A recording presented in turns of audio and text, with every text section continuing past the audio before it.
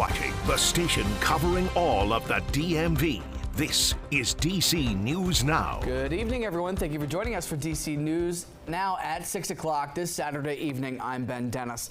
Starting with a live look outside tonight as the heat and humidity continues to blanket the DMV. We're looking at the mixing boat in Springfield.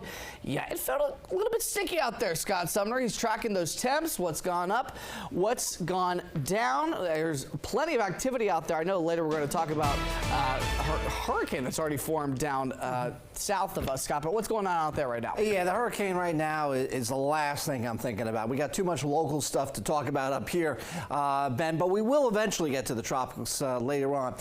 Temperatures right now are sitting at 91 degrees. We'll see those 90s slide into the 80s once we get to the mid-evening period, and then we'll only get down to about the upper 70s across the area here as we go throughout the 4, 5, 6 o'clock time frame. So it's going to be a warm and muggy one out there. Our satellite radar shows we've had, again, to the north of us in Pennsylvania, these are tornado watches in effect. They run till 10 o'clock in PA, but for us here in western Maryland, we have a severe thunderstorm watch in effect also till 10 o'clock, and we've even had a few severe thunderstorms out in Garrett County earlier this afternoon.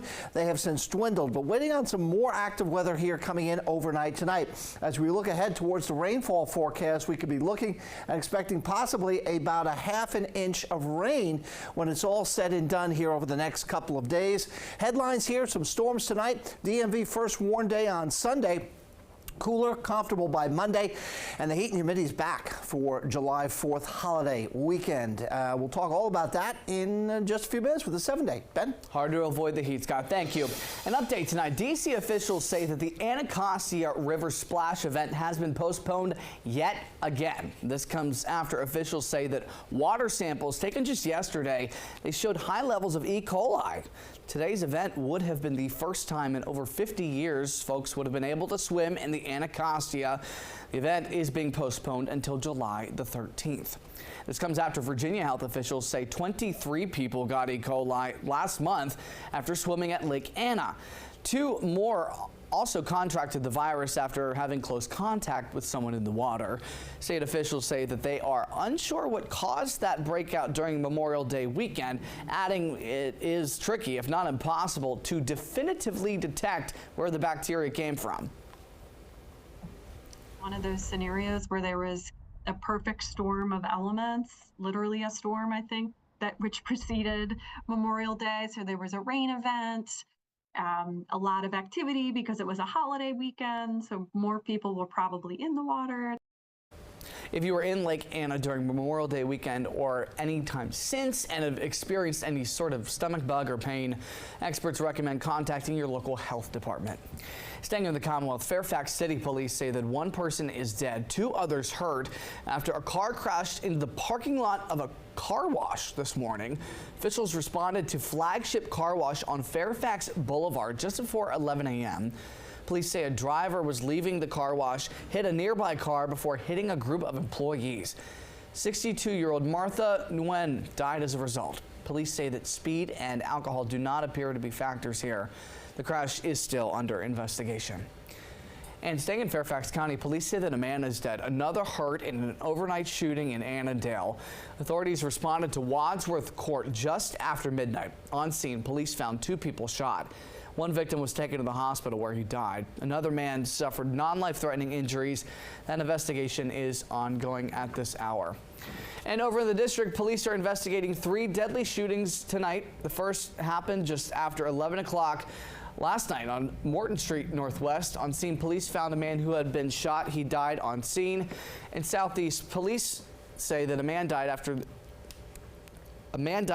that at the scene, at the shooting on Shipley Terrace around 4 p.m. And in Northeast, police are searching for 3 suspects connected to a shooting on Providence Street around 2 p.m. A man found shot on scene. He later died there.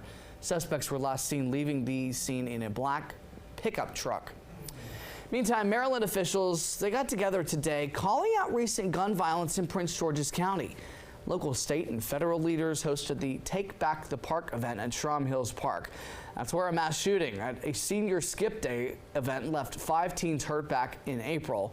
Officials using the tragedy to call for change.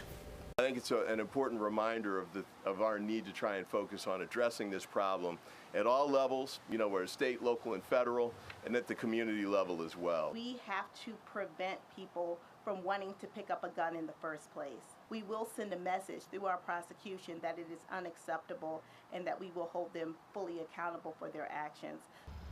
2 boys, 14 and 16 years old, have been charged as adults with attempted first-degree murder in connection to that shooting. And the local call to curb gun violence comes as the United States Surgeon General declared gun violence a public health crisis this week. DC News Now's Leonard N. Fleming reports from Northwest. He's speaking with families that are directly connected. They tell me that it's been a long time coming to have someone give a voice to the pain of gun violence that they have endured and that they are currently living with.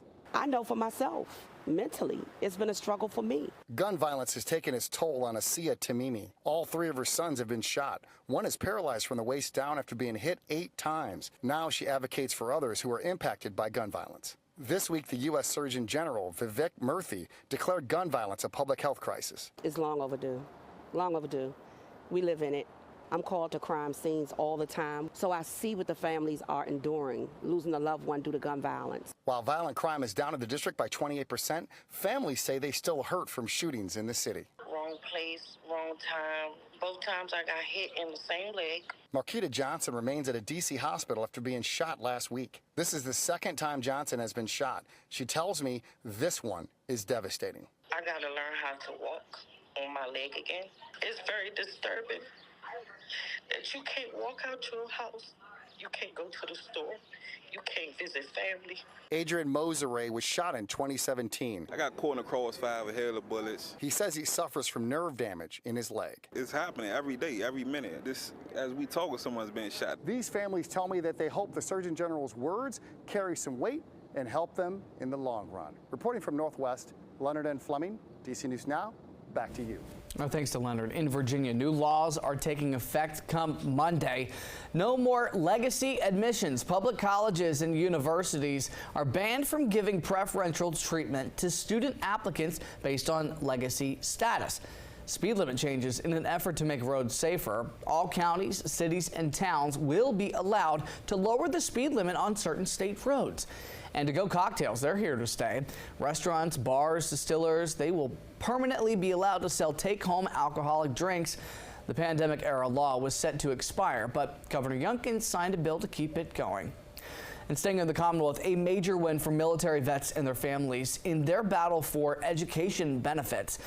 The Virginia House of Delegates voted unanimously to repeal recently made changes to a program designed to help the kids of qualified disabled military vets attend college.